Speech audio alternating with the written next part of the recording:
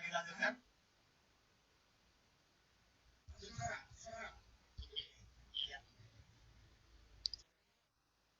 Sistem yang diapresiasi itu adalah materi.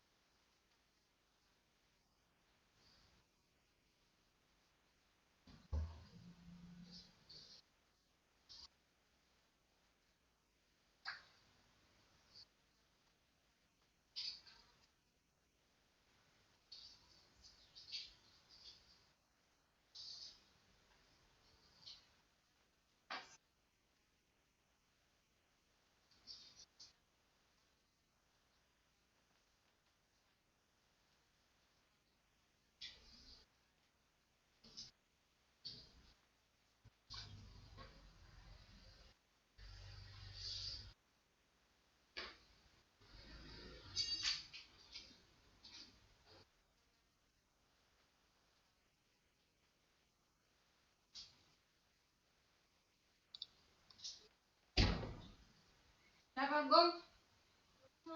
Ngapa, Dek? Kau sama siapa, Dek? Kau sama siapa?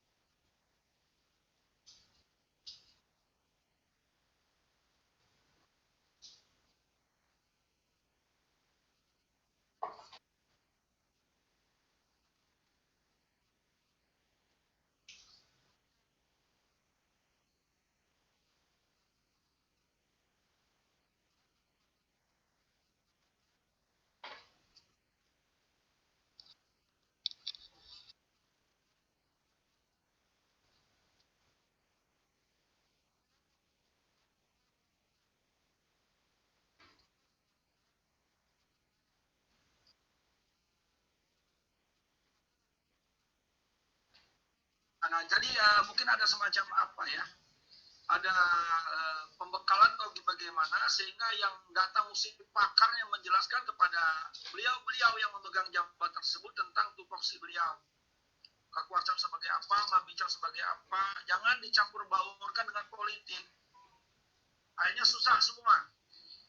Ya, kita yang mau tegak, pramuka idealis, jadi orang aneh di situ kan. Jadi apa orang aneh? Nah itu yang susah saya. Itu yang pertama kan, menurut sarannya. Yang kedua, terobosan Kuarnas di lini implementasi terhadap stakeholder di lapangan. Contoh yang paling nyata sekarang kan di tingkat nasional ada lembaga khusus untuk membentuk, menguatkan calon kepala sekolah di Solo tingkat nasional. Nah, maksud saya mengapa tidak ada semacam pembekalan kepramukaan kepada calon kepala sekolah tersebut? Karena beliau-beliau itu nanti akan menjadi kagudam dari SD sampai, kalau beliau tuh paham bahwa gerakan pramuka ini sebuah gerakan yang mulia, bagaimana bentuknya mungkin nanti akan beda dukungannya kami di lapangan. Kebenaran saya sendiri ada di LPNB, Kak Joko, bertugas di lembaga untuk pendidikan, Kak, yang tahun depan katanya akan berfusi dengan BP PAUD menjadi balai besar. Ini balai besar peningkatan mutu pendidikan. Nah, kalau kita masuk di kementerian, kalau ada bidang kepramukaan itu bisa lebih kuat. Inilah saatnya, mumpung lagi merdeka nih kan, merdeka pramuka, mestinya di Kemendikbud ada merdeka pramuka gitu. Mumpung mereka masih menyusun struktur, kita bisa masuk. Mungkin ke depan akan lebih baik karena beberapa informasi dari kepala sekolah tersebut, mereka sangat mengkhawatirkan sekali ini. Dengan lamanya masa daring ini, karakter anak akan perlu sebuah perubahan yang sangat luar biasa begitu masuk sekolah pertama. Mereka malah mengusulkan ada semacam kegiatan pramuka yang enjoy, happy, mengembalikan dulu moral dan mental mereka untuk belajar. Apa katanya? Nah, saya bilang saya belum bisa jawab karena belum ada petunjuk. Tapi kalau kita membuat sebuah ide boleh-boleh saja. Ya, nah itu bagaimana? Kurasa fungsi kita mestinya cepat menerobos, tapi kami bingung mulai dari mana gitu, Kak. Terima kasih. Wassalamualaikum warahmatullahi wabarakatuh. Salam pramuka. Salam. Kami ulas sedikit, Kak, ya. Pertanyaan dari Kak Samsudin yang pertama, ya, antara jabatan birokrasi dengan jabatan di kepramukaan, sehingga ada semacam kerancuan yang mana yang digunakan kekuatannya jabatan birokrasi atau di kepramukaan ketika berurusan tentang kegiatan kepramukaan. Kemudian yang kedua, permohonan kepada Kak Joko kalau nanti masuk ke Kemendikbud, mungkin maksudnya di sini ya, kan sekarang sedang ada diklat cakep calon kepala sekolah. Alangkah baiknya diklat cakep itu ada materi kepramukaan karena nanti kepala sekolah itu sebagai kamabibus.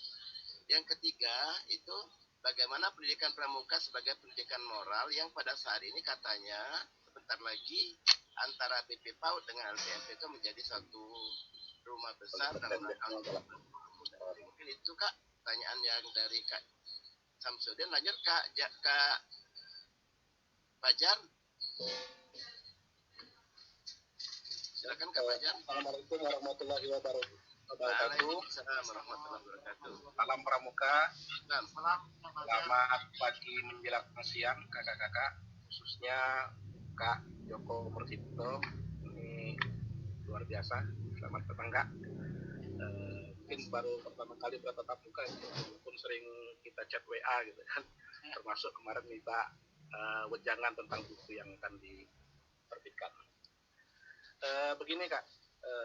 Tadi disampaikan bahwa secara kuantitas idealnya 8 pembina itu satu pelatih perbandingan. Jadi sama seperti peserta didik, 8 peserta didik itu satu pembantu pembina atau sebagainya.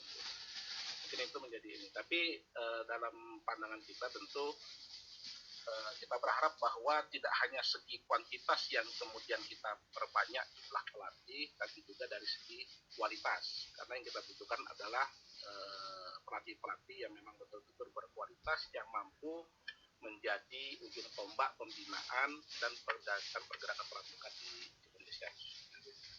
Nah, tentu untuk mencari bakat-bakat pelatih yang berkualitas ini tidak semudah membalikan telapak tangan, ya. Karena pertama memang sekarang banyak yang pandangannya banyak menjadi pelatih itu kurang menarik gitu kan. Masih asyik di dunia pembina, tapi kemudian banyak juga yang tidak mau jadi pelatih. Atau bahkan ada kepingin menjadi pelatih tapi wadahnya kurang kegiatan-kegiatannya kurang mendukung, seperti tidak ada KPD, KPL dan sebagainya. Dan itu juga tentu kemudian misalnya juga ada kegiatan kursus, biayanya yang tidak sanggup dipenuhi oleh calon peserta. Dan ini banyak hal yang terjadi yang jadi masalah ini. Oleh karena itu saya berpendapat bahwa yang kita butuhkan tadi tidak hanya sekedar pelatih yang tidak hanya sekedar jumlah pelatih yang banyak yang dari sisi kualitas pelatih yang ada di masing-masing pusdik. Nah, pusdik yang berkualitas itu akan muncul ketika ada pelatih-pelatih yang berkualitas. Dan pelatih-pelatih yang berkualitas itu akan muncul ketika ada pembina-pembina yang berkualitas yang mau melaksanakan kursus jenjang lanjutannya. Nah, sekarang yang di permasalahan ini, apakah diawali dengan kita menciptakan pembina yang berkualitas itu dulu, atau menciptakan pusdiklat yang berkualitas dulu untuk menambah kuantitas yang ini tadi, yang berkualitas tadi. Sekali lagi, apakah kita terlebih dahulu mendahulukan memperbanyak jumlah pembina yang berkualitas, atau menciptakan pusdiklat yang berkualitas dulu? Karena kenapa? Karena kami akan merasa kesulitan sebenarnya, mungkin juga jadi rintihan kawan-kawan juga, jadi kawan-kawan. Karena ingin membentuk pusdiklat yang berkualitas ini, apa sih resepnya, gitu kan? Apa sih rumusnya? Apa hanya sekedar tertib administrasi atau yang lain sebagainya? Nah, ini perlu kita dan mungkin perlu berjangan dari kader. Bagaimana membentuk pusdiklat yang berkualitas sehingga pada akhirnya melahirkan generasi-generasi yang berkualitas. Kemudian yang kedua, Kak, pusdiklat ini tentu kita bermain dengan aturan yang berlaku dalam gerakan pramuka. Termasuk beberapa waktu yang lalu saya sampaikan dengan kawan-kawan juga, dengan Kak Hasan juga, dengan lain-lain. Kita ini yang menjadi kendala saat ini dalam pelaksanaan kegiatan pusdik itu kadang-kadang terkendala bagaimana tertibnya administrasi di pusdik. Seperti administrasi kursus kita sampai dengan saat ini, seperti misalnya setelah pelaksanaan penyelenggaraan kursus, peserta kursus itu diwajibkan melaksanakan narakarya 1, narakarya 2, naratama 1, naratama 2. Nah, tapi kita belum pernah satu suara bagaimana sih konsep pelaporan narakarya yang ideal, proses pelaporan naratama yang ideal, gitu kan. Mulai setelah dia peserta ini selesai melaksanakan kursus sampai peserta ini siap untuk dikukuhkan menjadi pelatih atau menjadi pembina. Nah, kita belum ada kami mengkaji itu belum ada bahasan administrasi yang baku mengenai itu. Biar kita kemudian lebih enak ketika ada paduan-paduan administrasi itu. Saya jujur saja iri dengan Kak Joko di kuartir daerah Lampung, yang waktu itu kalau tidak salah saya pernah temukan ada keputusan kuartir daerah tentang administrasi narakarya kalau tidak salah waktu itu. Mungkin. Nah, ini alangkah bagusnya kalau ini kemudian dibawa nasional, jadi kita punya panduan yang sama tentang penyelenggaraan kursus-kursus itu, Kak. Siap. Nah, mungkin itu, Kak, dua itu dulu mungkin yang dapat saya sampaikan. Mohon pencerahannya dari Kak Joko. Terima kasih. Assalamualaikum warahmatullahi wabarakatuh. Waalaikumsalam warahmatullahi wabarakatuh. Kak Joko, saya akan ulas kembali pertanyaan dari Kak Fajar. Pertama, bagaimana upaya meningkatkan kuantitas pelatih, ibaratnya dengan kualitas seperti itu barangkali. Yang kedua, ini 3 bukan 2 pertanyaan Kak ini. Yang mana yang didahulukan? Meningkatkan kualitas pembina atau meningkatkan kualitas pusdik?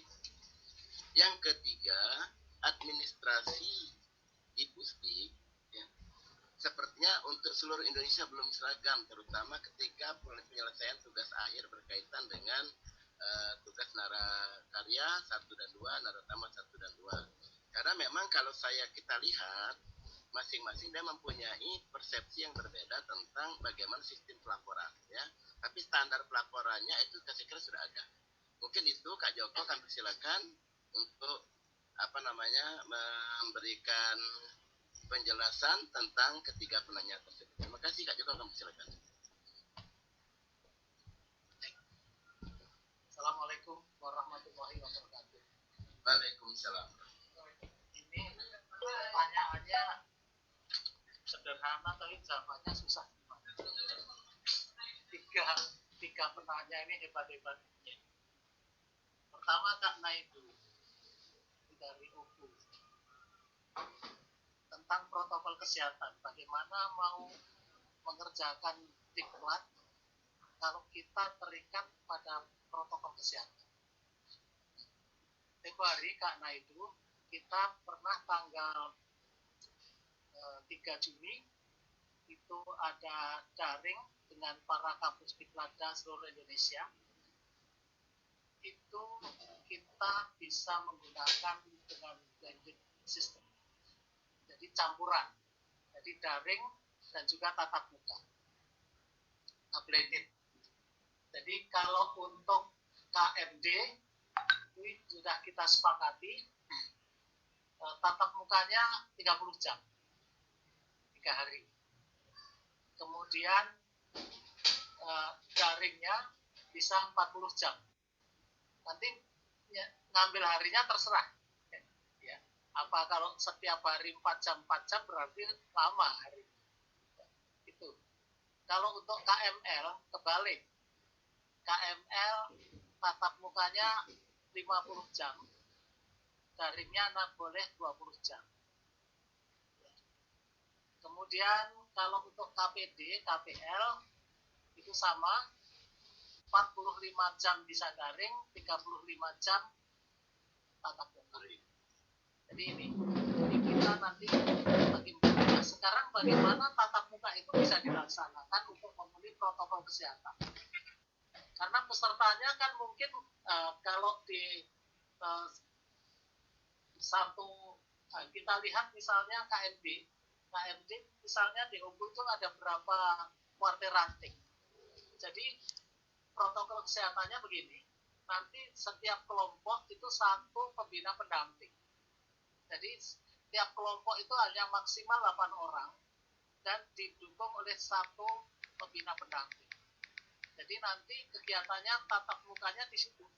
Jadi 1 dengan 8.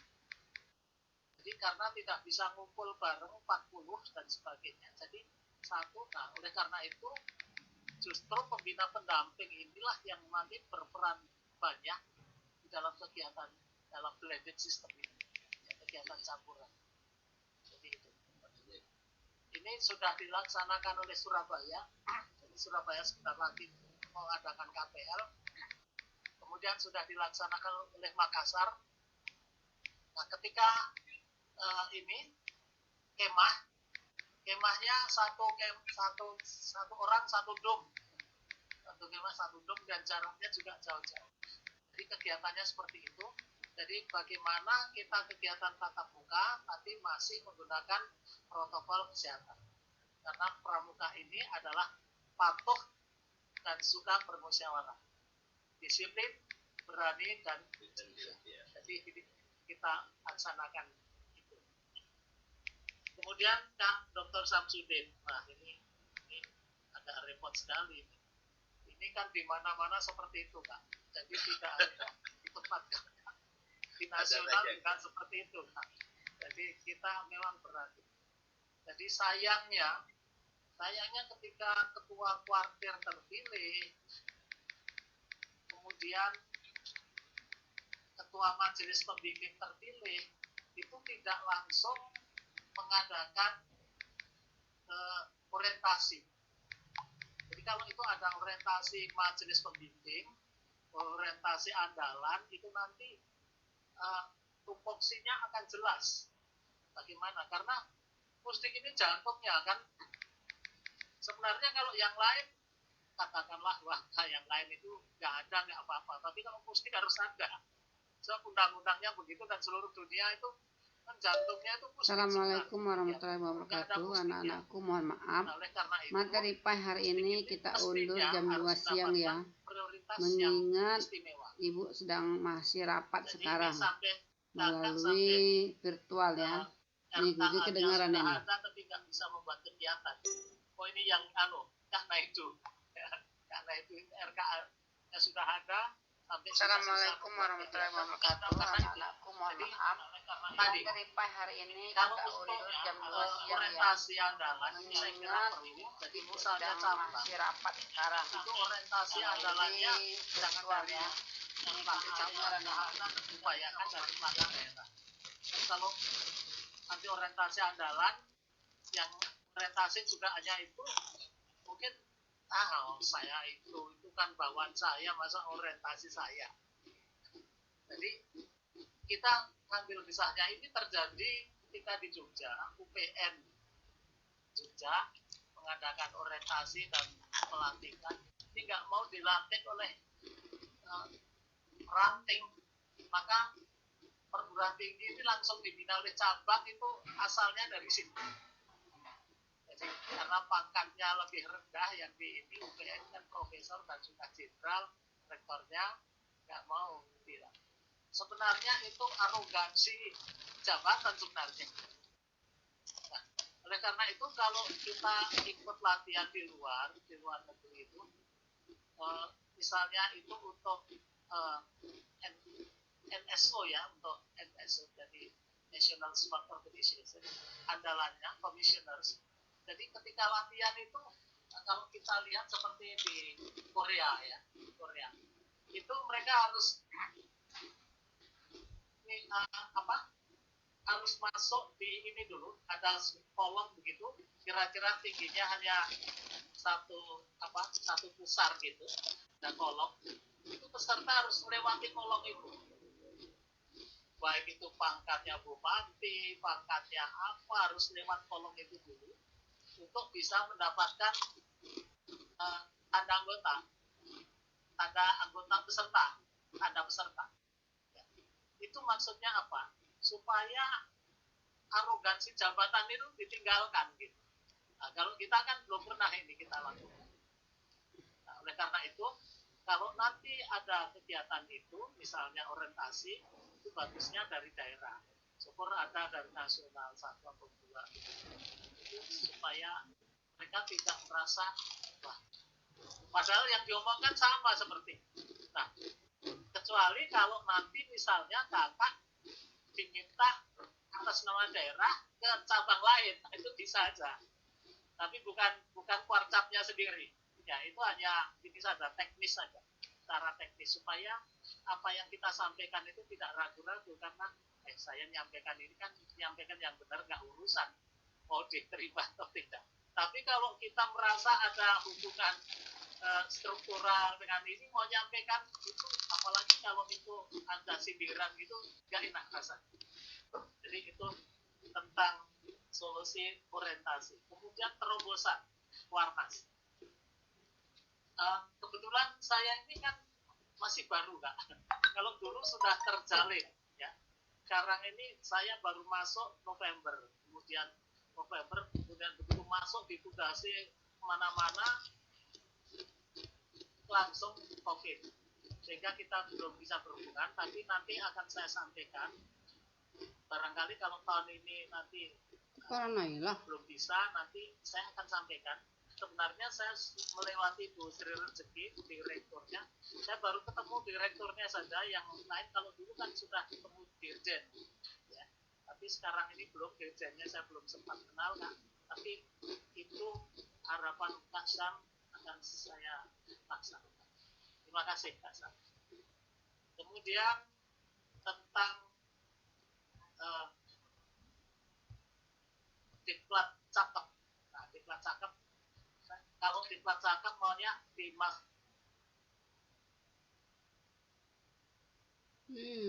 Lagi.